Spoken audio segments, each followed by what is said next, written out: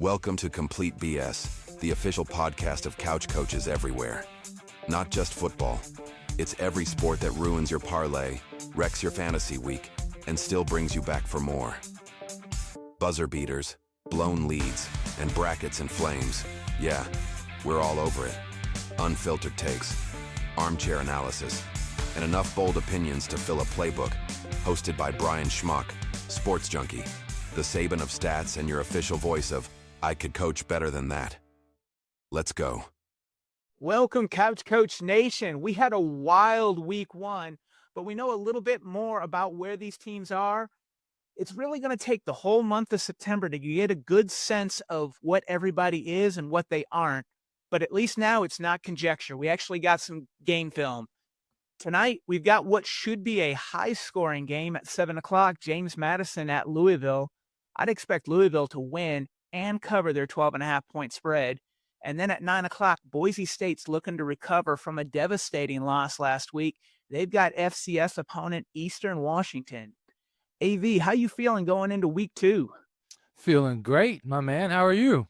I'm good. I'm good. I'm glad you mentioned that Boise State game. That was a sneaky good game, like a sneaky big upset. But, it happened on Thursday or Friday afternoon, and it didn't get talked about much. But that makes for an interesting game this weekend with USF and UF. Absolutely. USF, they've got Florida this week and Miami next week. If they can get one of those games, I think it'd probably put them in the driver's seat for that group of 12 spot that Boise State was pictured by everybody. They're going to be the group of 5 representative, that just like they were last year. But everything's wide open now. Tulane, Navy, any number of teams from the American could slide in there. Most definitely. And USF does have a great opportunity. I don't know if they'll get either one of those games, but just muddy them up, make it an entertaining game to watch. That would be cool. Absolutely. So let's get things started with a couple of noon games on Saturday, jumping right in. Illinois at Duke. AV, pop quiz for you. Give me the only stadium east of the Mississippi to host the Rose Bowl. And that's Duke's home stadium. That's it, Wallace-Wade Stadium. Wade, yeah. Back in 1942, there was fear that the Rose Bowl game could be attacked, and so they moved the game over to the East Coast. It's hard to imagine because that's not a big stadium. It's hard to imagine a Rose Bowl there, but long time ago, obviously. 1942. Going back in history, this is only the third ever meeting between these two schools, and they're tied at 1. The first meeting was in 1965. Illinois is ranked 11th in the AP poll, their highest ranking in the AP poll since 2001. Duke's on the outside looking in, but second-year coach Manny Diaz has got them right on the cusp. Illinois, they were really sharp in their opener against Western Illinois. Luke Altmaier was 17 for 21 for 217 yards and 3 touchdowns. They added 209 yards on the ground, so they had a really balanced attack. And let me tell you, Hank Beatty had a 69-yard punt return for a touchdown, and his total yardage on the day broke a 102-year-old record by Red Grange. Wow. He also added 108 receiving yards. The Duke offense was equally explosive, totaling 548 yards with 389 in the air. Potential All-American from Illinois, Gabe Akis, had 5 tackles, 2 sacks, and a forced fumble. He's going to need to have another big game and put pressure on Tulane transfer Duke quarterback Darian Mensah. And while we're talking about Mensah, it's been reported, the numbers aren't confirmed, but being reported, he signed a 2-year, $8 million NIL deal in the transfer portal, making him one of the highest, if not the highest paid player in college football. That's amazing. What is the upside for Duke on that? Can they win the ACC? I don't think so, but is that what they're hoping when they spend that kind of money? I don't think maybe this year, but perhaps next year.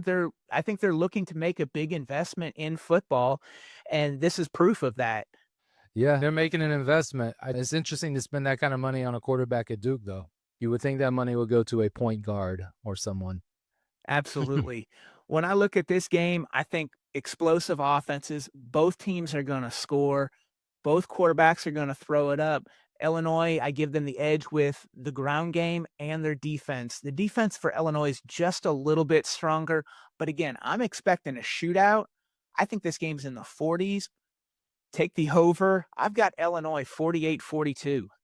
One of the things that I respect about Manny Diaz is that he brings tons of blitzes and pressures. I think he's going to give Altmaier some trouble. And I mentioned last week that with Mensa, I believe Duke's going to upset somebody this year. And I'm calling it this week. They're going to upset Illinois. I'm going to say something like 35-31. Okay. They're going to slow down Illinois enough, maybe create a turnover. Mensa's going to put up another 3 touchdowns in the air. And I'm calling the upset. Nice. Okay. Also at noon, we've got Iowa at Iowa State. This is for the Cy Hawk Trophy. This is a series that dates back to 1894. But recently, 11 out of the last 13 games have been decided by 10 points or less, the last 5 all by 1 score. Iowa State does not have home field advantage, though. They're 8-21 at home in this series, and they haven't won at home since 2011. Iowa State's one of the few teams that are 2-0 thanks to their Week 0 game. Rocco Becht, he's a veteran quarterback. He's got an experienced offensive line in front of him.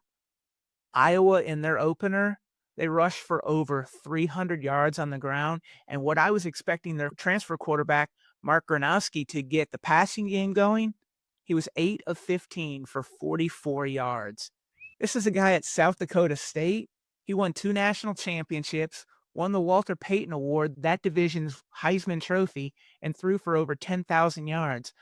I expect there to be more passing from him in the Iowa offense. I don't know if it was a case that they didn't want to show much before a rivalry game, a little rust. Maybe he hasn't really gelled yet with those receivers. But for Iowa to get to where they want to go, he's going to have to throw the ball this year. Thankfully, they do have their defensive coordinator, Phil Parker, who seems to shut everybody down. One of the best defensive coordinators in the country. They've got really good special teams. That defense is a senior-laden team. One of the best matchups you'll find anywhere this weekend is going to happen right in the middle. Iowa center Logan Jones versus Iowa State defensive tackle Big Citrus Dominique Orange. What do you like in this game? Look, it's early in the season. We talked about last week not really knowing what teams have. They rushed for over 300 yards, so that's a good sign. They've got a quarterback we think can throw. That's a good sign. But I don't know what their defense is going to be this year. So all that said, I have watched a little bit of Iowa State in 2 games, and I wasn't super impressed. I'll go with Iowa in a snoozer, 21-17. I think their defense is probably good enough to give Iowa State some problems on offense, and they'll rush the ball and play field position and score enough to win. I've got Iowa State ranked in the top 15 of the complete BS poll. Iowa, they're not ranked. Iowa State's at home, but we already said they don't win this game at home. It's defense, it's special teams, it's 1 score, close, low-scoring game. Iowa with the upset, 16-14. Ooh, nice score. A lot of field goals in this game. I see Iowa getting the ball down there, but then they stall, kick 3 field goals, get a touchdown in there. There's my 16. Tell me what you think when you see Michigan at Oklahoma. College GameDay is going to be in attendance. You got to believe that all offseason long, Brent Venables had this game circled because he needs to get off to a good start. You had mentioned in some of the previous episodes that they have a really tough back half of the schedule, and he needs this game in a big way. And I think they prepared for it for 2 months at least. I could be wrong, I'm guessing, but this is an important one. It's at Oklahoma. The homecoming for Sharon Moore gets spoiled. I think John Mateer has success throwing the ball. Bryce Underwood gets a little rattled. The one question I have is, does Oklahoma slow down the big Michigan running game? I think they do, but I don't know that they do. If Michigan can pound it down their throat, then anything can happen, but I still think Mateer gives them a chance to outscore them in any kind of scenario. I'm going to go Oklahoma, fairly comfortable, 31-21. Okay. Yeah, this is for Oklahoma. This is a must-win game for them. Their last 7 games, the opponents won 70 games last year.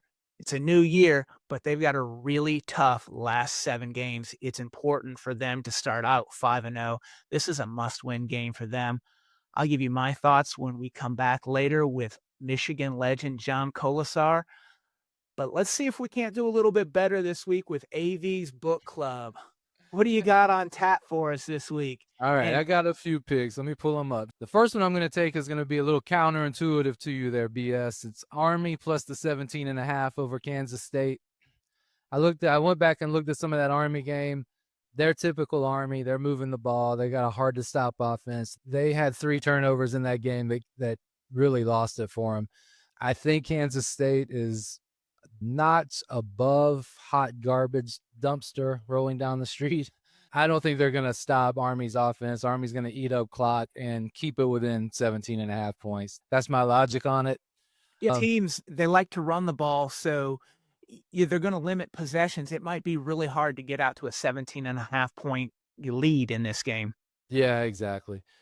My second game of the week is SMU -3 over Baylor. We saw what Auburn did to Baylor. SMU, I believe, is better than Auburn. They have a better coach than Auburn. They have a returning quarterback. Baylor is at SMU. I just think a field goal is not enough points. So I'm going SMU, giving the 3 points to Baylor. I like that play. Smart. Kevin Jennings, he's one of those dark horse Heisman contenders that people talked about in the preseason. I don't think that he's going to be a legitimate candidate this year, but their offense is really strong. Rhett Lashley calling the plays there. I think they can put up points, and this has the potential to get out of hand. I'm not saying it will, but if this were to go one way and someone were to win this by 14 to 21 points, it would be SMU. Next one is Syracuse -6.5 over UConn. Syracuse owns this series going back and forth. They've won I forget how many in a row, but UConn's going into the Dome. It's a tough place to play.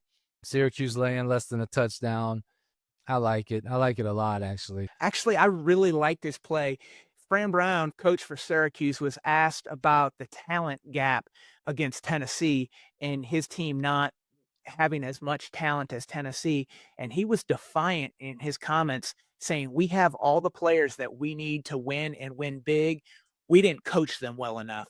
It's on us. He took full responsibility for that loss.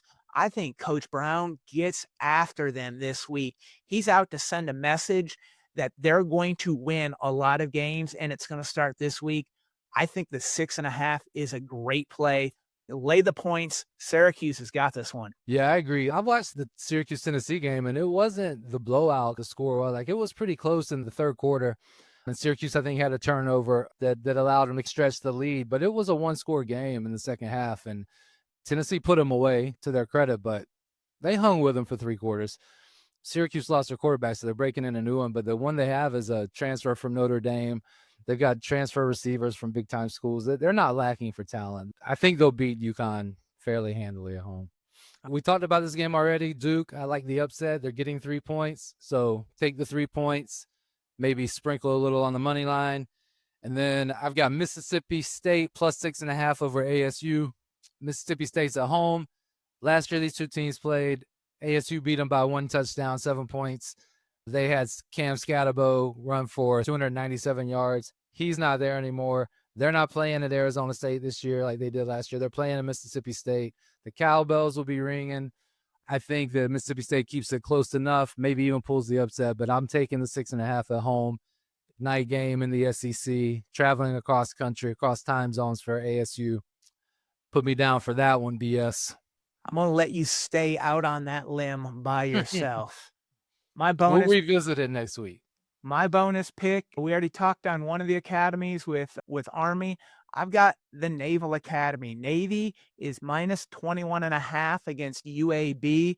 Last year, this was 41-18 for Navy at UAB. It's home for Navy this year. UAB beat FCS Alabama State by 10 points in week 1. Navy rolled over VMI. Blake Horvath only played the first half once they had a comfortable 28-0 lead.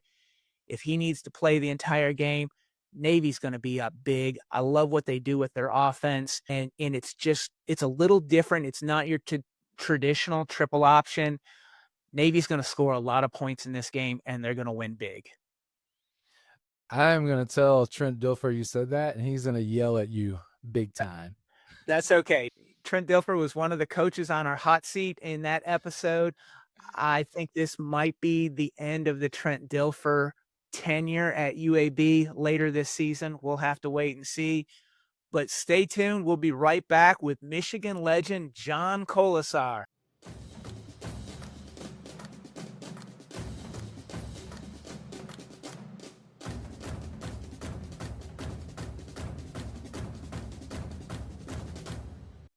Welcome back, Couch Coach Nation. I'm thrilled to have Michigan legend John Kolesar joining us on Complete BS. John is from Westlake, Ohio, where he was a multi-sport star in both football and track. John starred at Michigan from 1985 to 1988 at wide receiver, punt returner, and kick returner. He was named to the All-Big Ten team in 1987 and 1988, and the team MVP in 1988. He was part of 2 Big Ten championship teams and won the Rose Bowl his senior year. He was drafted in the 4th round of the NFL draft by the Buffalo Bills. He returned to Ohio and built a successful career in the business world. His son Caden played safety at Michigan from 2019 to 2023 and was part of the 2023 national champions. Michigan fans probably remember him best as a Buckeye killer for his 77-yard touchdown reception from Jim Harbaugh as a freshman in 1985 and his kickoff return for a touchdown versus Ohio State in 1988. And finally, I don't mean to make you feel old, but I remember watching you in the big house when I was an 8, 9, 10-year-old kid.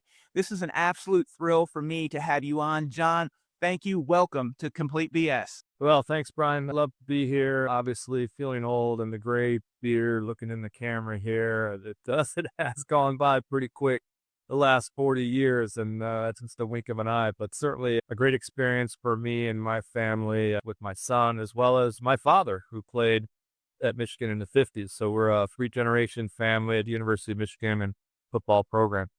So starting off with that recruiting process, what schools were you looking at? I'm sure Earl Bruce wanted you at Ohio State. Bo Schembechler got you at Michigan. You mentioned your dad played at Michigan. Give me a little background on how you ended up there. Yeah, those days, I didn't have all the rating systems or anything like that, but I was recruited pretty much all the Big Ten MAC schools and things like that on the East Coast, a few West Coast schools. West Coast schools were kind of out because travel for my parents, so they wouldn't get a chance to see me. So I basically kept it regional, and I had a top 5, and you get 5 visits. But my top 5 were Michigan, Ohio State, North Carolina, West Virginia, and Miami, Ohio. And all of those were relative for somebody. Miami, Ohio, my brother was a player, so I went there for him. West Virginia, my coach had asked me to go visit there. North Carolina, they're not a football school, but back in the 80s, they weren't too bad. And that was for me. That was if Michigan didn't give me a scholarship, that was my plan B. Certainly Ohio State, being an Ohio kid and all that, that was on the list, as well as certainly Michigan because of my dad. And the truth be told, the people always ask that question, why did you go to Michigan? You're from Ohio. And I said, well, my dad went to Michigan. I grew up with it. I've got all the paraphernalia and the memories and his teammates, and we've gone up to a couple of games when I was a kid.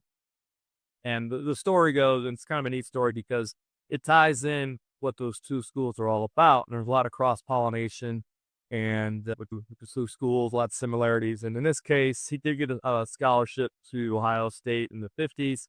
He played at Menor High School, and the high school football coach at the time said, hey, you know what? We don't know about this Hayes guy. And that was when Woody had just taken the job down at Ohio State. And this high school football coach said, why don't you take a look at Michigan? There's a guy named there, Osterbahn, who's a player coach, was a player, now coach, and they gave him books and tuition, not even a full ride. And what went on from there was they played there for 4 years, and they graduated in 1955, and the rest is history. However, the story goes, well, who was this high school football coach that gave him that bad advice, according to the Ohio people? And ironically enough, it was a guy named Lee Tressel. And Lee, obviously, if you know the last name Tressel, is Jim Tressel's dad. And we grew up in Cleveland area, and Lee Tressel became a coach at Baldwin Wallace College, leading them to a national title in 1978. And we went to a couple of games and got started. I probably saw Jim Tressel play back in the early 70s at BW. So, it all comes full circle, and there's a lot of similarities, and we can get into that in a bit. But The Michigan-Ohio State, the rivalry, the game, and all the good thing. I was just part of it and happy to be so. Well, you played a lot as a freshman in 1985. Was there a moment in practice or early in the season where things clicked for you and you knew you could play at this level? Well, no, because I came in as a running back. So back in those days, and even to this day, Michigan's noted for running the football. And that's what you go to Michigan for, the running back. And I was running back at Westlake. And then I'm going to the freshman orientation, which was 4 days of freshman practice. And I was the only running back, and we ran 2 platoons. So I had to run every single play back and forth. And I was just fried for 3 days and learning the position. I probably made every mistake in the book. But the last day, the last half day of practice, they switched positions just for kicks and giggles. Offense guys, defense to offense. And most of the guys, like, I would have went to defensive back. So I'm thinking I'll play defensive back for the day, maybe a safety. Before I go out, Bo pokes his finger into my chest. I'm looking at you, wide receiver. And I said, what? And again, I was fried. My hands were tight. I couldn't run. I was sore. But I did the best I could and basically caught every ball. I mean, literally, it was a little bit magical that happened. And right then and there, they pushed me up to 13 wide receiver. And then those days, we ran plays in. And we did signal plays and things like that do today. And so I was basically on the travel squad right off the get-go. And a couple injuries early on, and third game, my freshman year, I started and didn't relinquish. And part of the reason is because I blocked. That's my kind of kid. They said, you moved from running back to wide receiver. I said, no, I moved from running back to wide blocker. And all the things that led up to that moment, basically as I was a running back, I was physical. I knew how to block away from the ball and linebackers. So defensive backs were that much easier. That's remarkable. Michigan's kind of had that history of moving people around. Trip Wellborn was a wide receiver that moved to defensive back. Other guys have been moved positions, but being able to block out there as a wide receiver with Michigan's running game, you got to seal the edge so that Jamie Morris can get free. I love hearing that stuff.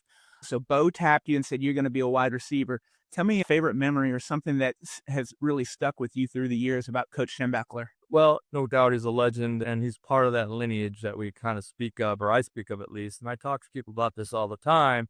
He was one of those guys. You can call it cradle coaches out of Miami of Ohio, but I always look at it as the I-80 influence, and that's the turnpike. I guess you can go all the way to State College, Pennsylvania, to South Bend, Indiana.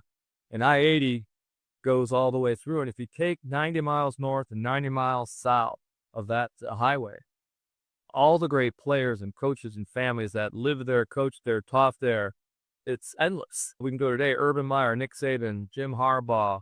These are the guys that have won all the latest national championships.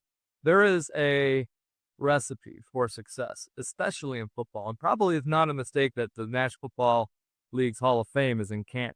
And that's right off I-80. And there's stories that you hear out of Massillon, those great little high schools that kids are born with a football in their crib. And there's definitely a lineage that goes on from there. So Coach personified all of that. Those things that, helpful on the football field, but are more helpful in life. Think about the hard work, perseverance, attitude, teamwork, camaraderie, all of those things that translate to success on the field and then translate later in life. Much respect and admiration for the man. And again, that lineage. And he got that quite frankly from Woody and what Woody did at Ohio State. And some of these things are just priceless. And the fact that I got a chance to be part of that, to me, is remarkable. Growing up in Michigan, my dad was a huge Michigan fan. So Sunday morning, we had to watch Michigan replay. It was must-see TV in our house. My dad would call it the Bo Show, and he always wanted to relive the previous day's games, whether we were there in person at the big house or the game was on the road. So I want to replay one with you here. Take me back to that 1985 Ohio State game, fourth quarter, 77-yard touchdown pass that you get from Jim Harbaugh. Yeah, it was a big one. I try to give credit where credit's due. And, I was the wide receiver. I crossed the goal line. I'm the one that gets the headlines and things like that. But it does take 11. It takes 10 of the guys to put the protection in place and everything else. And that game, it was a cold game. And I remember warming up, it gave me the winter jersey, which had sewn in front pockets. And it was like a heavier nylon. And I was starting to warm up, and I got wet, and the thing started just draping on me. So I asked for our summer jersey, and the summer jersey was a really, really wide stitch hold, nothing much, but it was the air would just go through it. I remember in the huddle, like third quarter, I'm like shivering because it was so cold. But nonetheless, that was a feisty game. And right before that play, Ohio State threw a fourth down long pass to Chris Carter. The amazing Chris Carter brought it down amongst a couple of Michigan defenders to bring them within 3 points and trying to change the momentum. And there's 7 minutes left in the fourth quarter. This is 1985, right? This isn't 2-minute offense stuff that they have today. So you're always wondering if you're going to be able to come back. And as a child, when I watched Michigan games, that was an issue. If you were behind with 7 minutes left, you were in trouble because you had to run the ball all the way down the field. And so, needless to say, the ensuing drive, we took the ball back to the 20 at a 3-yard gain for not much, and then it was 2nd and 7. And everyone probably anticipated the run, the conservative Bo Schembechler, but instead he launches, I think the route was 367, check with me, which really meant that Harbaugh is going to check at the line of scrimmage, and he's going to pick pass or pick run or pick left or pick right.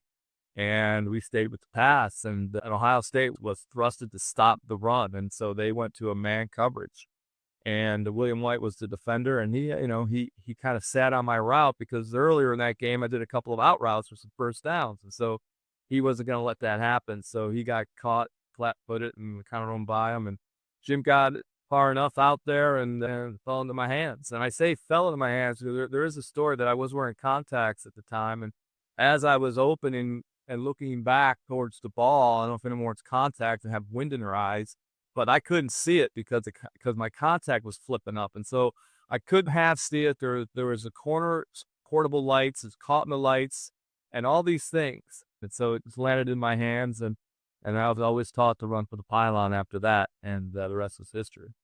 That's an amazing story. You couldn't even hardly see the ball. Yeah. Jim Harbaugh, the one throwing it, tell me a little bit about playing with him and his leadership. He's one of those iconic Michigan names, went on to success in the NFL, came back to Michigan as the coach, led them to a national championship. Now he's back in the NFL. Just one of those iconic Michigan names. Yeah, certainly. And he's part of that lineage, right? So his father, Jack, played at Bowling Green, was born in Perrysburg, right off I-80, right? And so you kind of look at that, and, we had the same upbringing. And the thing about Harbs is that he's a winner, and he's a winner because he worked so hard. He didn't have all the best natural talent. Now, don't get me wrong, he did have talent, but he didn't have the strongest arm coming out of the draft. He did get drafted in the first round, played 15 years in the NFL, a storied career, started getting coaching. His dad was a major influence on that. But I always said, and I got a chance to play at the Bills for a couple of years, and if you ask me what's it like to play for this, play for that, but I would play for Jim Harbaugh in a heartbeat. If I had one play left, and he's the guy that's going to take the ball at center, I want to play for him, play with him. And so, and I even told that with my son, I said, you're fortunate to be coached by a team with Jim Harbaugh. And some people criticize him in the news and things like that. They don't know what I know. And the aspect of his success is not surprising. He'll come out of this thing with the Super Bowl win, I'll guarantee you. And then John Harbaugh himself, too. John played at Miami of Ohio. Coincidentally played with my brother. And so, again, go back the lineage, go find out where these coaches learn their crafts, and you'll see a lot of it comes back to the I-80 swap of land. And, that's that brotherhood of the locker room and your teammates. They're with you forever. Played in 4 Ohio State games, Notre Dame games, Michigan State games. You got these rivalries. And then also the Rose Bowl win over Southern Cal. Is there a win that means more to you, beating Ohio State or getting that Rose Bowl win? Well, the Rose Bowl was nice. It was the last game my senior year, beating Southern Cal and Michigan having not a lot of success out there. And there's a lot of reasons for that and get into in a bit, but nothing surpasses the game. And those are the days back when we were a Big 2 and Little 8. Basically all those games were kind of warm up to the Ohio State game. Ohio State game is just a different level on emotion, on the mental capacity, and the physical. It's just different. And it will take all of your training from all those weeks of practice and games that you played and the coaching to do your best. And it is, at least for me, and I think some of the other alumni that are part of that game, it is a fraternity, whether you wore scarlet and gray or maize and blue. I think you have the privilege of playing that game. It's something special that lasts a lifetime. You mentioned, your dad went to Michigan, then you and your son. Talk about seeing your son Caden carry on the Kolesar legacy at Michigan and being able to see him cap it off with that 2023 national championship. Now, it was just a remarkable run for him in his career. It started in junior high, and at Westlake, went back to the town and grew up in Westlake. Went to Westlake Public Schools, and Westlake just did not have a football program. As a matter of fact, they had to cancel the freshman season. They didn't have enough players to go out, and I said, "Well, you're going to have to look at a different path." And we opened the door to some parochial schools in the Cleveland area, which was St. Ignatius and St. Edward's.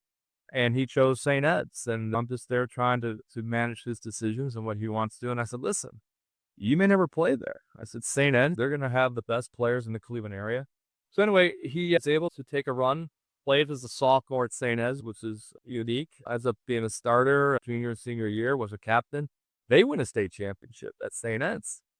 And so what a remarkable ride. Time comes to be recruited. And he got recruited by some MACs and some of the Ivy Leagues and the service academies. He got a couple of walk-on off of some really big D1s. He was a little bit disappointed he didn't get more notoriety. He was first team All-Ohio as a defensive back, which is unheard of. He outdistanced my accomplishments in high school. They won a state championship, first team All-Ohio. And usually that you write your ticket. So for him, he got a call from Jim Harbaugh saying, "Hey, listen, we can get you in here, but it's going to have to be a gray shirt," which means his scholarship starts in January. And basically, it was a tryout. That's what I kind of told him. I said, well, I don't think I really told him that. I didn't want to burst the bubble, but I said, "All right, well, you can go there." I said, "You may never play there." The same conversation I had with him when we picked St. Ed's. He goes, "Well, Dad, I want to try." I said, what father won't bend over backward to get his kid an opportunity to try? And that's what he did. And remarkably so, he lettered as a freshman, and he did quite well, and they pulled off a national title. So one quick question before we get to the present day and the big game. John, everybody likes to talk about your Mount Rushmore of this or that. I've got mine. Do you have a Mount Rushmore of Michigan wide receivers? Oh, well, yeah. A couple come to mind right off the get-go. AC, Anthony Carter, number one. I used to emulate him in junior high. We played pick-up football, and I would have two plays, AC left and AC right, and my buddy would throw the ball as hard as he can. I would just run under it because I would fleet of foot back in those days, and so that was our play. Desmond Howard certainly wrote a remarkable talent. He was not just a receiving skill, but return skills as well. And he was also running back in high schools coming out of that. So he had a lot of different skills and moves, and obviously on full display when he played. And then I would say Braylon Edwards, being a legacy himself, his dad Stan playing as fullback, running back in the days. And Braylon did a great job coming in, and he had that remarkable senior year. And his protege game was the Michigan State game where he scored 3 touchdowns in the last 4 minutes to beat Michigan State. The fourth, and I'll do this for the old-timers, well, not so old-timers, but I'm going to say Jimmy Smith, because not so much he prolific collegiate career, but he went on to great fame with the Pittsburgh Steelers in the late 70s. Okay. And my 4, we actually have 3 of the 4 being the same. Immediately, I started with AC Anthony Carter. He's the best ever at Michigan at a wide receiver position. No disrespect to Desmond Howard, who I would also put on that list. I did have Braylon Edwards. I think he's got virtually every receiving record with the receptions, yards, touchdowns.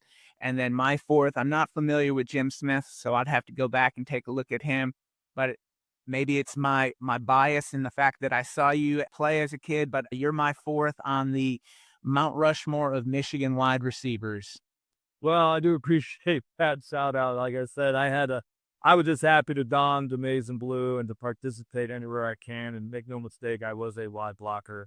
And so shout out to all my brethren at the wide receiver position at Michigan, but we always look for a good block, and that's as good as a touchdown. As we bring it to present day, Saturday night in Norman, College GameDay will be there. We've got Michigan at Oklahoma. This is only the second ever meeting of these 2-story programs, the first being the 1976 Orange Bowl won by Oklahoma, 14-6.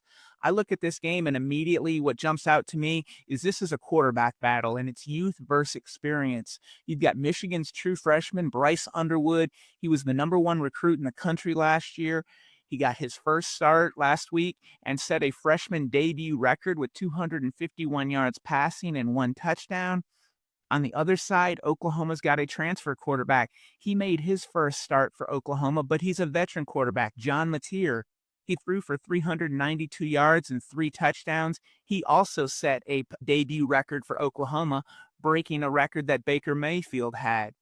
One of the advantages that he has, in addition to having more experience in being a veteran quarterback, is the Oklahoma offensive coordinator, Ben Arbuckle, was his offensive coordinator at Washington State.